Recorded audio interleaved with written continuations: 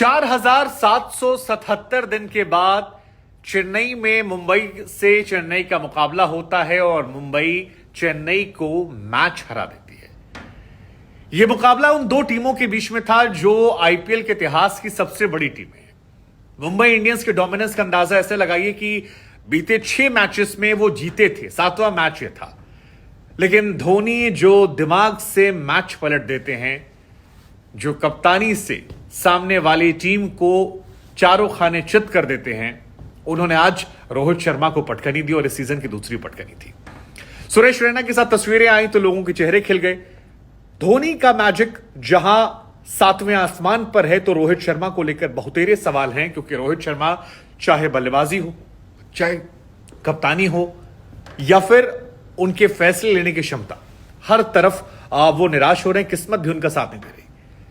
रोहित शर्मा लगातार 2 मैच में डक बनाने वाले खिलाड़ी बन गए हैं और अगर आप बात करेंगे आईपीएल इतिहास की तो रोहित शर्मा का नाम उन खिलाड़ियों की फहरिस्त में अब टॉप पर आ गया है जो सबसे ज्यादा शून्य पर आउट हुए हैं। ये वही रोहित शर्मा जो एक जमाने में सबसे ज्यादा मैन ऑफ द मैच पाते थे, लेकिन अब रोहित का बल्ला खामोश है, कप्तानी में जादू नहीं है और किस्मत जो है उनका साथ नहीं दे रही। और इन सब का नतीजा यह है कि तमाम स्टार बल्लेबाजों से भरी टीम जो है वो रन बनाने को संघर्ष करती है और एक आसान। रोहित शर्मा ने आखिरी के 10 मैचों में 184 रन बनाए हैं, जो उनकी खराब प्रदर्शन को बताने के लिए काफी है। बल्लेबाज के तौर पर लगातार वो नाकाम हो रहे हैं। 2016 के बाद से या 2018 के बाद से भी अगर देख लें तो उनके बल्लेबाजी औसत जो है वो 21 के पार नहीं जा रहा है। अगर ओवरऑल आईपीएल में भी देख लें तो वो ऑरेंज कैप होल्डर नहीं है, प्लेयर ऑफ द टूर्नामेंट एक सीजन नहीं बने हैं, सबसे ज्यादा डक उनके नाम है, सबसे ज्यादा सिंगल डिजिट पर आउट होने का रिकॉर्ड उनके नाम है। किसी भी आईपीएल में वो 150 के पार नहीं जा पाए हैं और अब न जाने क्यों उनकी कप्तानी को लेकर भी सवाल खड़े होने लगे, क्योंकि चाहे वो T20 वर्ल्ड कप हो या फिर मौजूदा आईपीएल या पिछले साल का आईपीएल, रोहित शर्मा के खिलाड़ी जब परफॉर्म नहीं कर पा रहे हैं, जब उनके पास वो बेस्ट टीम नहीं है जो एक जमाने में हुआ करती थी मुंबई की, जिसे हम अभेद किला मानते थे, जिसे कम से कम मैं तो ये मानता था कि एक जमाने में पोलार्ड, हार्दिक, नीचे बुमराह, जितने खिलाड़ी थे ये सब मिलाकर ये वर्ल्ड की किसी टीम को हरा सकते थे। वो एक जमाना था। लेकिन उसके बाद जब क्विंटन डिकॉक चले गए, हार्दिक कहीं और चले गए, पोलार्ड रिटायर हो गए, बुमराह चोटिल हो गए, तो ये टीम बड़ी बेबस, लाचार, कमजोर नजर आ रही है और रोहित शर्मा क्लूलेस नजर आ रहे हैं। उनके पास किसी सवाल का जवाब नजर नहीं आ रहा है और अब ये सवाल भी खड़े होने लगे हैं कि क्या रोहित शर्मा T20 क्रिकेट में फिनिश्ड है। यह सवाल बहुत महत्वपूर्ण है और यह सवाल अब उठने भी चाहिए उनकी कप्तानी। वैसे आईपीएल के 16 डक के इतिहास की बात करेंगे तो रोहित शर्मा टॉप पर हैं। रोहित शर्मा के बाद आते हैं दिनेश कार्तिक 15 पर, सुनील नरेन 15 पर और मनदीप सिंह आते हैं 14 पर। लेकिन Rohit Sharma back to back match में डक आउट हुए और वो डक पर इसलिए आउट हुए क्योंकि उनके सामने कप्तान जो था वो 41 साल की उम्र में उनसे बेहतर कप्तानी की सोच रख रहा है, उनसे बेहतर तरीके से माइंड गेम खेल रहा है। रोहित शर्मा जब बल्लेबाजी कर रहे थे उस ओवर में ईशान किशन का विकेट गिर चुका था, कैमरन ग्रीन आउट हो चुके थे। धोनी जो रोहित को जानते थे उन्होंने होशियारी दिखाई, वो पीछे खड़े थे और पीछे से वो चुपचाप आगे चले आते हैं। अब धोनी दिमाग से खेलते हैं। रोहित शर्मा की ताकत है पुल शॉट मारना, स्ट्रेट शॉट मारना, वो पीछे एबी डिविलियर्स या सूर्य कुमार यादव वाले शॉट्स नहीं मारते हैं। लेकिन जब धोनी नजदीक आ गए तो दीपक चहरी गेंद पर एक अजीबो गरीब सा शॉट खेलते हैं रोहित शर्मा और उसके बाद गेंद कहां आती है, बल्ला कहां लड़ता है, गेंद कहां जाती है, विकेट कैसे गिरता है, कुछ समझ में नहीं आता।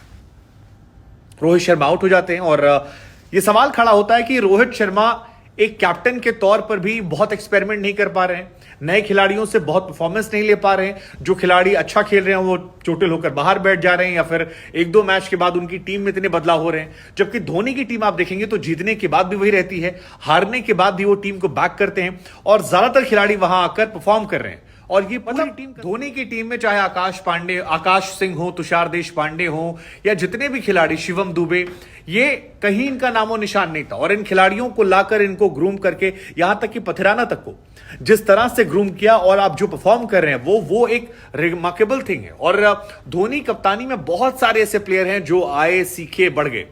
वहीं अगर आप मुंबई में देखेंगे तो मुंबई में इतने ज्यादा बॉलिंग ऑप्शंस रोटेट किए गए हैं कि एक भी प्लेयर वहां कंसिस्टेंट नहीं हो पा रहा है।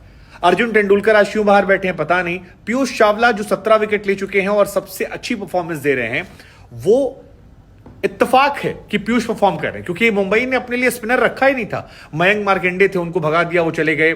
पंजाब में अच्छा कर रहे हैं। पीयूष चावला को आखिर में वो लेकर आए और पीयूष न जाने कहां से इस बार, क्योंकि वेटरन खिलाड़ियों का दौर चल रहा है, परफॉर्म कर रहे हैं, वो एक्सेप्शनल हो गए। लेकिन मुझे बार बार ये लगता है कि मुंबई की सबसे बड़ी समस्या उसकी गेंदबाजी, और पिछले भी मैचेस में कह चुका हूं मैं कि टॉप ऑर्डर में 2 बल्लेबाज हैं, ईशान किशन और रोहित शर्मा। ईशान पिछले मैच में चले थे, तब भी मैंने कहा था कि बहुत ज्यादा तारीफ नहीं करूंगा, क्योंकि जैसे आप उनकी तारीफ करते हैं वो रन नहीं बनाते। और आज फिर देखने को मिला, अजीबोगरीब शॉट मारकर वो आउट हुए, और उसके बाद रोहित शर्मा, और इन दोनों की वजह से मुंबई के मिडिल ऑर्डर पर इतना प्रेशर आता है जिससे वो निकल नहीं पाते। हालांकि शुरुआत भी खराब थी मुंबई की, और अंत जो था वो भी एकदम खराब था, और उसी का नतीजा है कि मैच जो है ये उनके हाथ से आसानी से निकला। मैं बार बार ये सवाल पूछ रहा हूं कि क्या रोहित शर्मा की कैप्टेंसी को ओवर रेट कर दिया गया उस दौर में जब सारे खिलाड़ी परफॉर्म कर रहे थे? क्या हम और आपने गलत आकलन कर दिया? मतलब मुझे नहीं पता, क्योंकि एक कैप्टेंसी को मैं जज करता हूं जब विपरीत परिस्थितियां। मैं आज जोगिंदर शर्मा का एक इंटरव्यू देख रहा था जिसमें उन्होंने कहा कि धोनी ने पास बुलाया और कहा कि सुनो, मिसबाउल हक रन भी मार देगा तो भी मैं तुम्हें बैक करूंगा, परेशान मत हो, मेरी जिम्मेदारी, जीते तुम, हारा तो मैं। ये बैक करना होता। आज भी देखिए मैच में 123 रन पर 3 विकेट थे मुंबई के 17 ओवर में, और आप आखिरी के 5 विकेट गिराकर 14-15 रन बनाते हैं। यह दर्शाता है कि आप किस तरह से कमबैक करते हैं। शुरुआत में 3 विकेट जो हैं, वो तीनों विकेट जो हैं वो निकाल दिए हैं महेंद्र सिंह धोनी ने होशियारी से, चाहे दीपक को लाकर हो या फिर जिस तरीके से गेंदबाजी करवाई।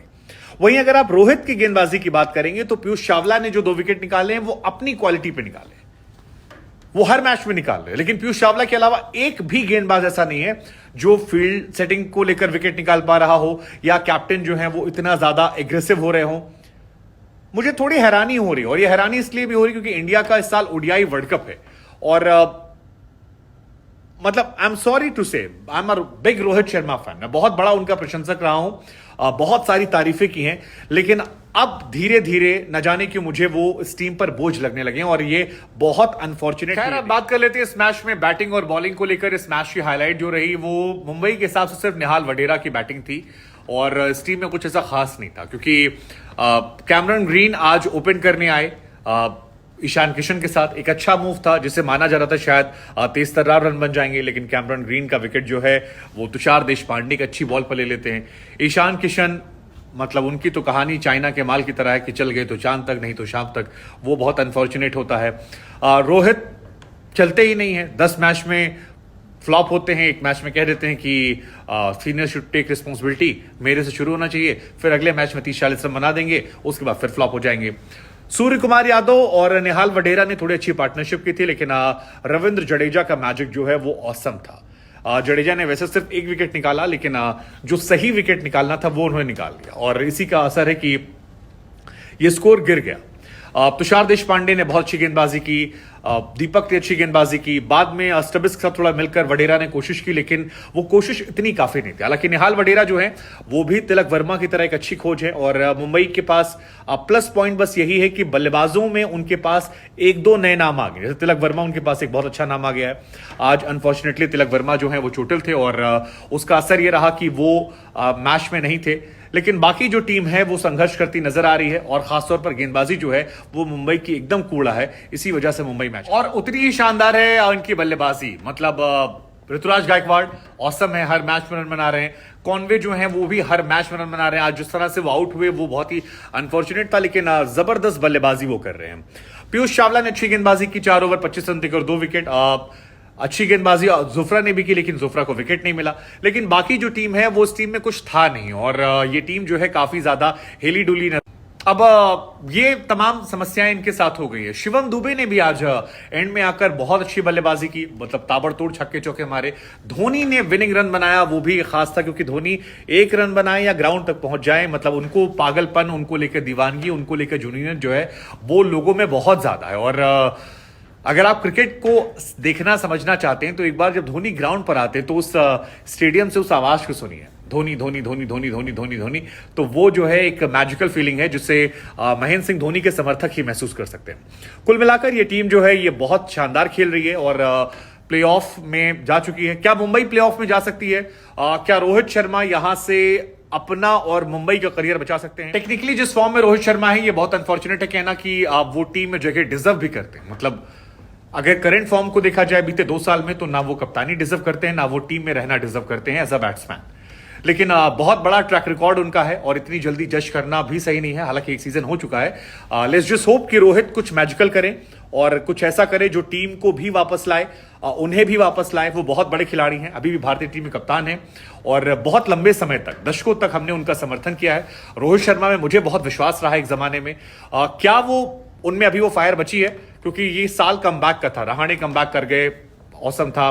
पीयूष चावला कमबैक कर गए, अमित मिश्रा कमबैक कर गए, मोहित शर्मा कमबैक कर गए, संदीप शर्मा कमबैक कर गए। तो बहुत सारे खिलाड़ी जिन्होंने कमबैक किया है। क्या ये कर पाएंगे? वो तब होगा जब आपके अंदर खुद से अपनी किस्मत बदलने की कोशिश करने का जिद होगी। I don't know, let's just see. क्या मुंबई प्लेऑफ में पहुंचेगी? न जाने क्यों मुझे लग रहा है शायद नहीं, शायद नहीं।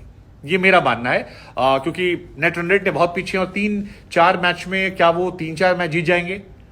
लेट्स जस्ट सी, देखते हैं क्या होता है उनके साथ। मौजूदा हालात को देखकर तो मुझे नहीं लगता, बाकी देखते हैं क्या होता है। हालांकि अगर वो पहुंचेंगे तो मुझे बहुत खुशी होगी क्योंकि मैं मुंबई का बड़ा समर्थक रहा हूं। मुंबई में कई ऐसे खिलाड़ी हैं जो आज भी फेवरेट है, लेकिन चेन्नई टॉप 2 टीम में रहने वाली है और फाइनल में मुझे लगता है कि चेन्नई गुजरात के बीच में ही शायद